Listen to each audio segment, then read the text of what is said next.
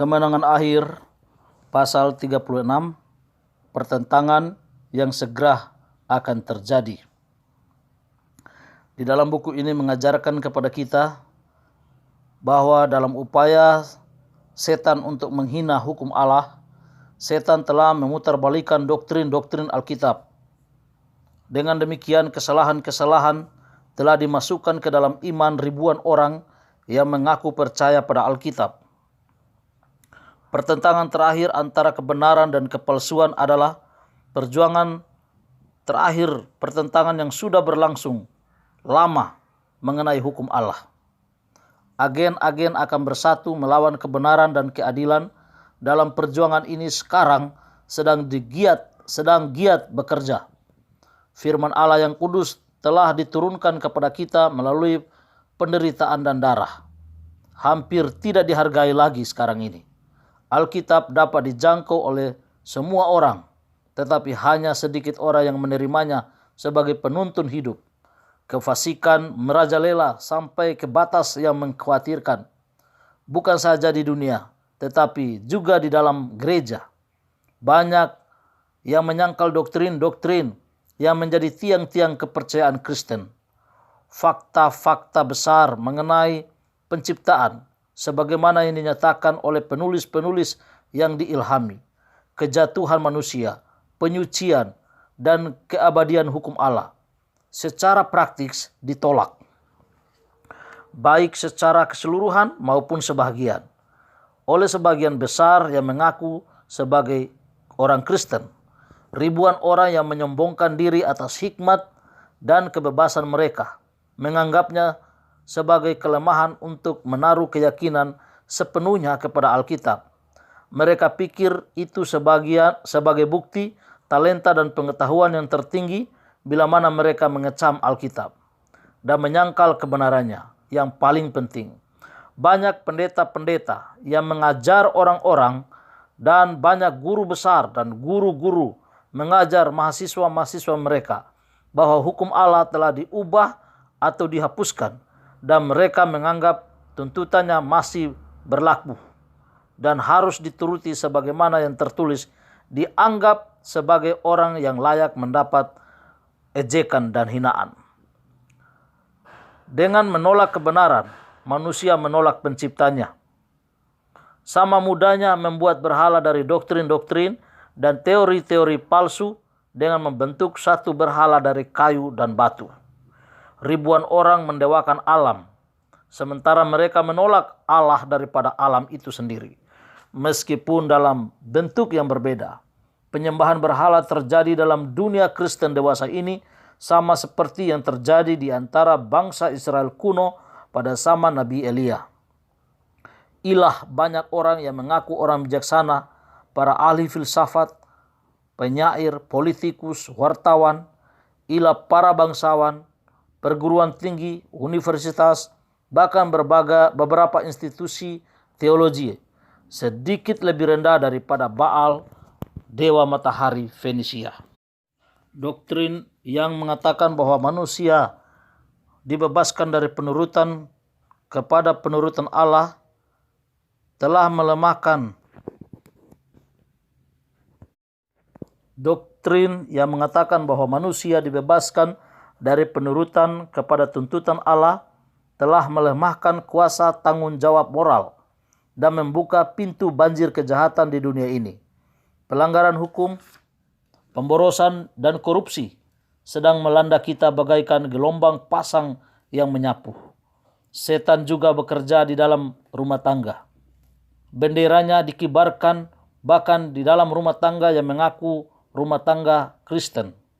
Di sana terdapat iri hati, prasangka buruk, kemunafikan, kerengganan hubungan, persaingan, perselisihan, pengkhianatan terhadap tugas-tugas suci, pemanjaan hawa nafsu. Seluruh sistem, prinsip, dan doktrin keagamaan yang harus membentuk dasar dan kerangka kehidupan sosial tampak goyah dan siap untuk jatuh dan hancur berantakan. Para pejabat yang paling menjijikan bila mana dijebloskan ke dalam penjara oleh karena pelanggaran-pelanggaran mereka sering dijadikan penerima hadiah dan perhatian, seolah-olah mereka telah mencapai sesuatu prestasi istimewa.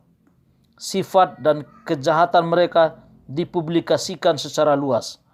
Pers menyiarkan secara rinci kejahatan itu, sehingga memberikan pengetahuan baru bagi orang lain untuk melakukan penipuan, perampokan, dan pembunuhan.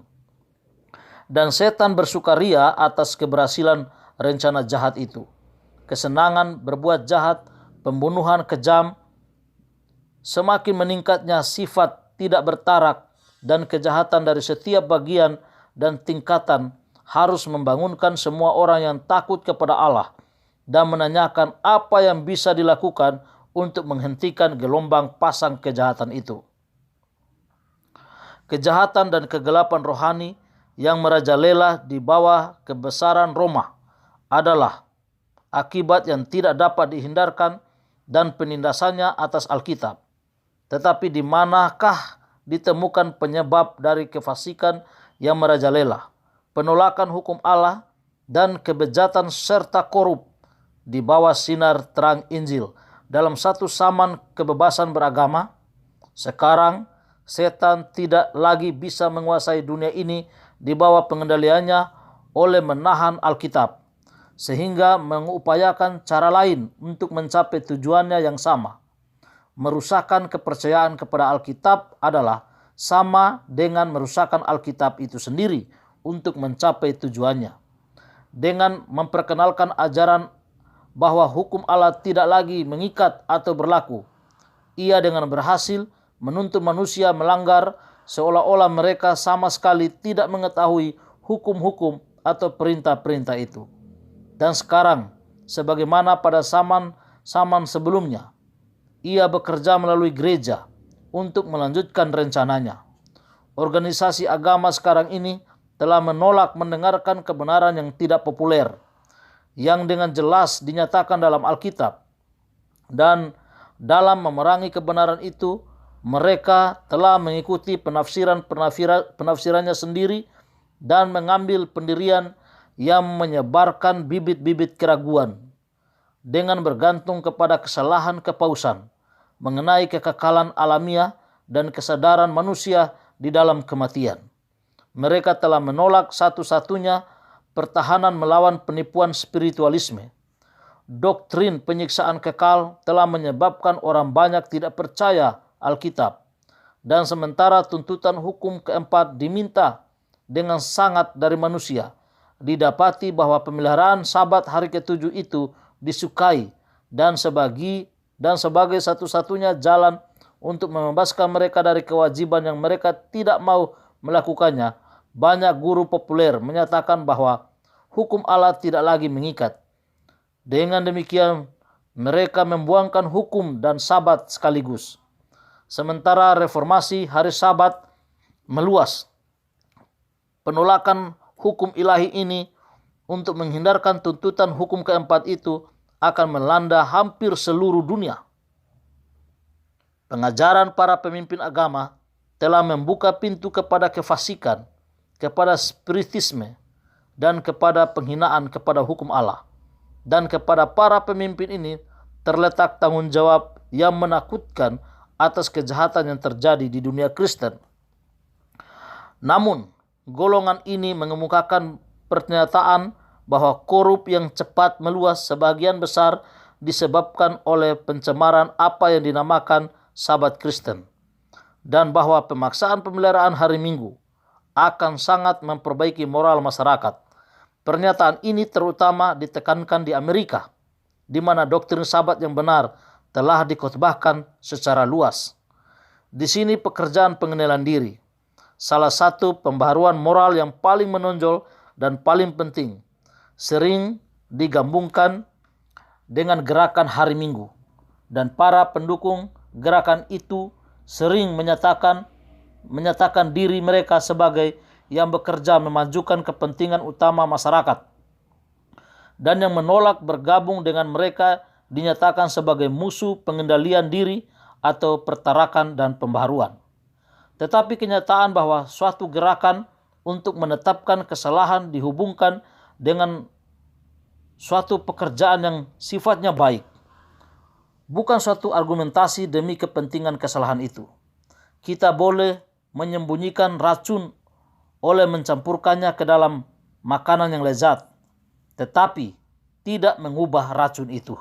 Sebaliknya, itu akan lebih berbahaya karena cenderung dimakan tanpa disadari. Salah satu cara setan ialah menggabungkan sedikit kebenaran ke dalam kepalsuan supaya lebih dapat diterima. Para pemimpin gerakan hari Minggu itu dapat melakukan pembaharuan yang diperlukan oleh orang, prinsip-prinsip yang selaras dengan Alkitab. Namun, oleh karena ada dalamnya tuntutan yang bertentangan dengan hukum Allah, hamba-hambanya tidak bisa bersatu dengan mereka.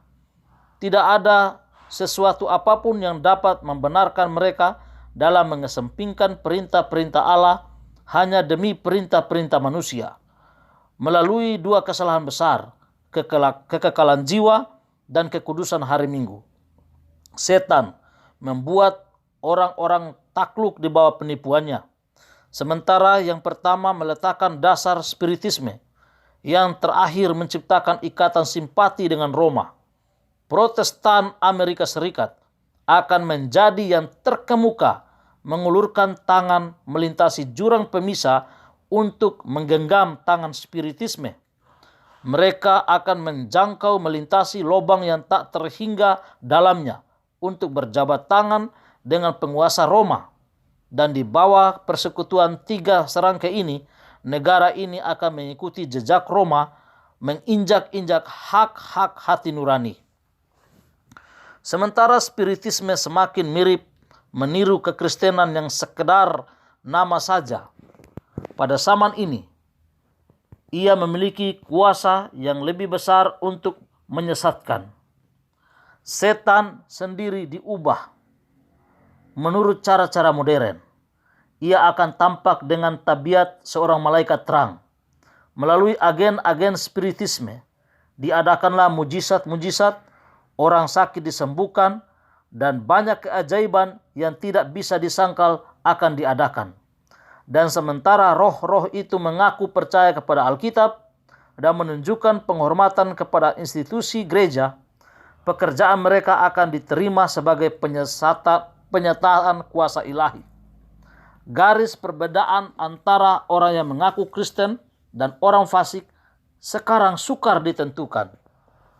Anggota-anggota jemaat mengasihi apa yang dikasihi dunia ini dan siap sedia bergabung dengan mereka. Dan setan berketetapan untuk mempersatukan mereka di dalam satu badan.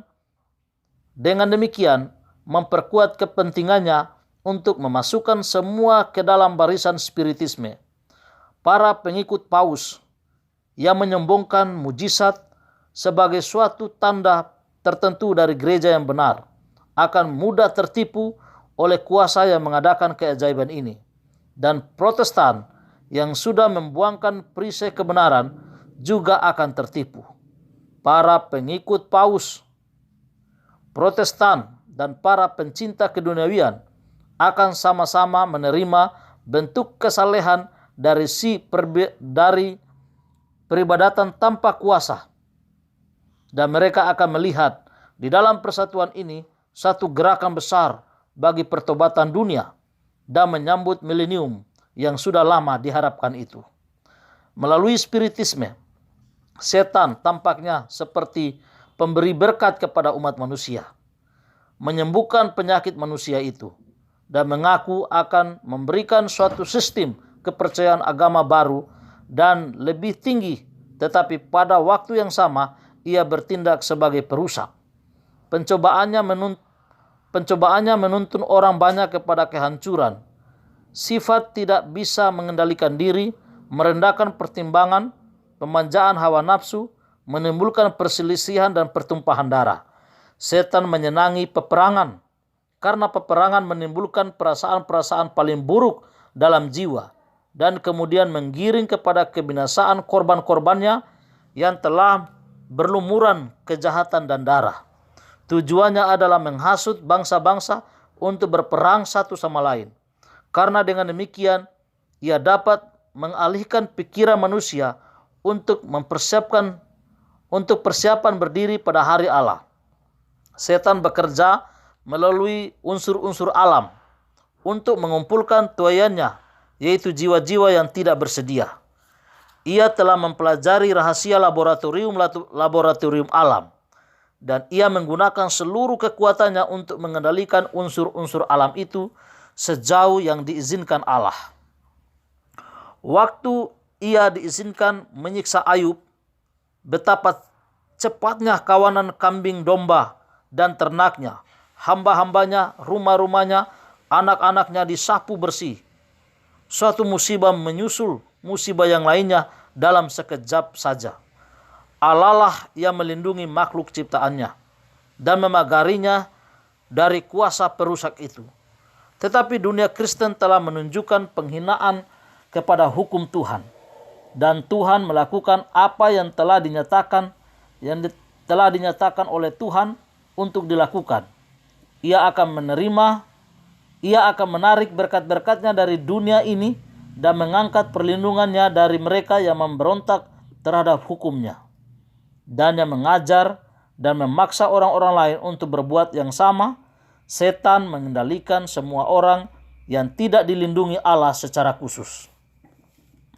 Sebagian dibuatnya senang dan diberinya kemakmuran agar dapat melanjutkan rancangan-rancangannya, dan ia akan mendatangkan kesusahan kepada yang lain-lain dan menuntun orang untuk mempercayai bahwa Allah lah yang membuat mereka menderita. Sementara ia tampak kepada anak-anak manusia sebagai seorang tabib besar yang dapat menyembuhkan semua penyakit mereka, ia akan mendatangkan penyakit dan bencana hingga kota-kota dan yang padat penduduknya menjadi hancur dan sepi. Bahkan sekarang pun ia bekerja dalam kecelakaan dan bencana baik di darat maupun di laut, dan musibah kebakaran besar, dalam topan yang dahsyat dan badai yang ganas, angin ribut, banjir, angin puyuh, gelombang pasang, gempa bumi di berbagai tempat, dan dalam ribuan bentuk. Setan menjalankan kuasanya. Ia menyapu bersih tuaian yang sudah masak, sehingga kelaparan dan kesusahan pun menyusul.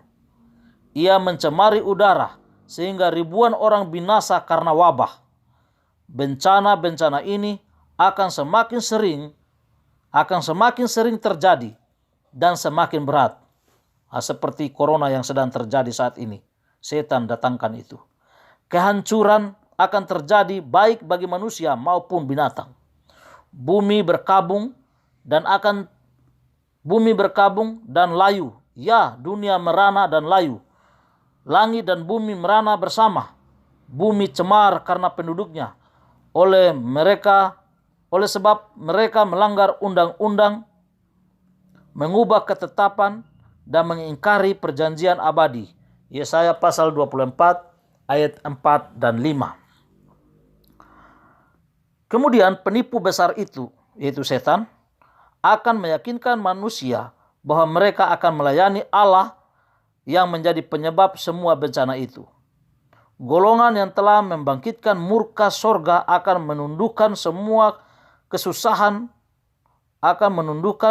kesusahan mereka itu kepada mereka yang penurutannya kepada perintah-perintah Allah, merupakan teguran abadi kepada para pelanggar. Akan dinyatakan bahwa manusia sedang menentang Allah oleh pelanggaran Sabat hari Minggu, di mana dosa ini telah mendatangkan bencana yang tidak akan berhenti sampai pemeliharaan hari Minggu telah dipaksakan dengan tegas, dan bahwa mereka yang menyatakan tuntutan hukum yang keempat itu dengan demikian merusakkan penghormatan kepada hari Minggu adalah perusuh-perusuh manusia yang mencegah pemulihan perkenanan ilahi dan kemakmuran duniawi. Dengan demikian, tuduhan yang dilancarkan dahulu kala kepada umat Allah akan terulang kembali, dan atas dasar yang sama ditetapkan dengan baik.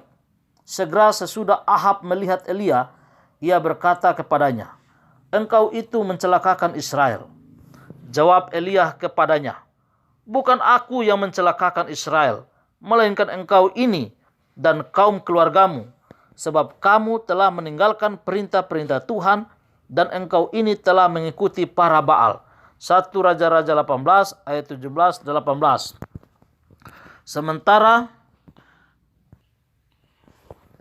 Sementara kemarahan orang-orang dibangkitkan oleh tuduhan-tuduhan palsu, mereka akan terus memperlakukan duta-duta Allah sangat mirip dengan apa yang dilakukan oleh Israel murtad terhadap Elia.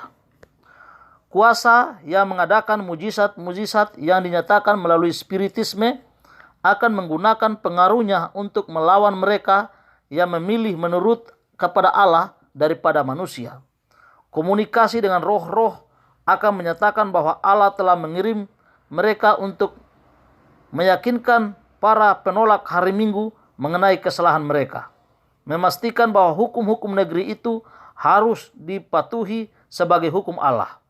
Mereka akan meratapi kejahatan besar dunia ini dan mendukung kesaksian guru-guru agama bahwa kemerosotan moral adalah disebabkan oleh penajisan hari Minggu. Besarlah kemarahan yang dibangkitkan terhadap semua yang menolak menerima kesaksian mereka. Kebijakan setan dalam pertentangan terakhir dengan umat Allah adalah sama dengan yang digunakannya dalam permulaan pertentangan besar itu di sorga. Ia mengaku berusaha meningkatkan kestabilan pemerintahan ilahi, sementara secara diam-diam mengerahkan seluruh usaha untuk menggulingkannya, dan pekerjaan yang dikerjakannya itu dituduhkannya kepada malaikat-malaikat yang setia. Kebajikan penipuan yang sama telah nyata dalam gereja Roma. Ia telah mengaku bertindak selaku wakil surga, sementara berusaha meninggikan dirinya, mengatasi Allah dan mengubah hukumnya. Di bawah pemerintahan Roma, mereka menderita kematian demi kesetiaan mereka kepada Injil telah dinyatakan sebagai pelaku-pelaku kejahatan. Mereka telah dinyatakan sebagai yang bersekutu dengan setan, dan setiap sarana yang mungkin telah digunakan untuk menutupi mereka dengan celaan untuk membuat mereka kelihatan sebagai penjahat-penjahat yang paling keji di mata orang banyak, bahkan bagi mereka sendiri. Demikianlah juga halnya sekarang ini. Sementara setan berusaha membinasakan mereka yang menghormati hukum Allah, ia akan membuat mereka dituduh sebagai pelanggar-pelanggar hukum, sebagai orang-orang yang menghina Allah dan mendatangkan penghukuman ke atas dunia ini. Allah tidak pernah memaksa kemauan atau hati nurani, tetapi usaha setan yang tetap untuk mengendalikan mereka yang tidak dapat dibujuk adalah pemaksaan melalui kekejaman. Melalui ketakutan atau pemaksaan, ia berusaha untuk memerintah hati nurani dan memperoleh penghormatan bagi diri sendiri. Untuk mencapai ini, ia bekerja melalui otoritas keagamaan dan pemerintahan, menggerakkan mereka untuk memaksakan hukum-hukum manusia menentang hukum Allah. Mereka yang menghormati Sabat Alkitab akan dinyatakan sebagai musuh-musuh hukum dan ketertiban, sebagai yang merusakkan batasan-batasan moral masyarakat, yang menyebabkan anarki dan korup, dan mendatangkan hukuman atas dunia ini. Penurutan mereka yang rela akan dinyatakan sebagai sifat keras kepala, kedegilaan, dan penghinaan kepada penguasa. Mereka akan dituduh tidak suka kepada pemerintah. Para pendeta yang menolak kewajiban hukum ilahi akan menyampaikan dari mimbar tanggung jawab untuk mentaati kekuasaan sipil sebagai yang ditetapkan oleh Allah. Di gedung-gedung legislatif dan ruang-ruang pengadilan, para pemelihara hukum akan disalah gambarkan dan dihukum. Kata-kata mereka akan diberi warna corak kepalsuan, dan motif-motif mereka akan diartikan sebagai yang paling buruk. Sementara gereja-gereja Protestan menolak argumen-argumen yang jelas dan yang berdasarkan Alkitab, dalam mempertahankan hukum Allah, mereka akan rindu untuk mendiamkan mereka yang imannya tidak bisa mereka jatuhkan dengan Alkitab. Meskipun mereka membutakan mata mereka terhadap kenyataan, mereka sekarang mengambil suatu pendirian yang menuntun kepada penganiayaan mereka, yang dengan sadar menolak melakukan apa yang dilakukan oleh dunia Kristen yang lain, dan mengakui tuntutan Sabat kepausan. Para pejabat tinggi gereja dan negara akan bersatu untuk menyogok, membujuk, atau memaksa semua golongan untuk menghormati hari Minggu. Kekurangan otoritas ilahi akan dipenuhi oleh undang-undang penindasan. Kejahatan politik menghancurkan cinta kepada keadilan dan penghormatan kepada kebenaran.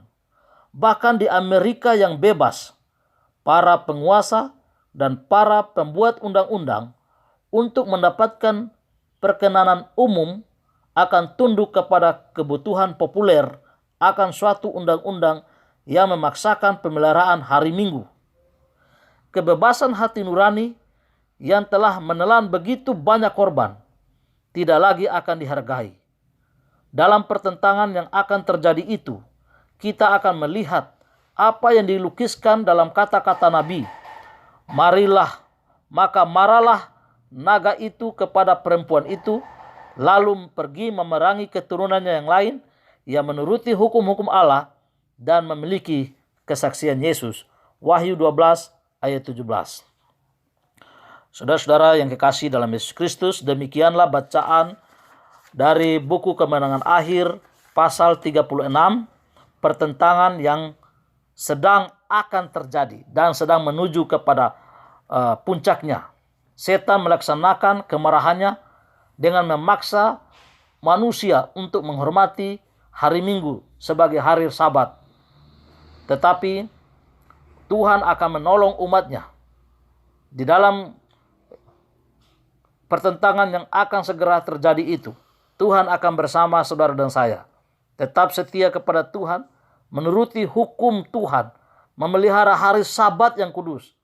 Jangan kita memelihara hari Minggu, hari Sabat palsu yang ditawarkan oleh manusia. Di dalam bacaan Kemenangan Akhir pasal 36 ini mengingatkan kita bahwa setan akan menuduh para pengikut Tuhan, akan menuduh para pemelihara hari Sabat yang benar yang didasarkan pada 10 hukum Tuhan sebagai penyebab penderitaan di dunia ini. Tetapi tetap sabar, tetap berdoa, serahkan kepada Tuhan. Roh Kudus akan memenuhi jiwa kita.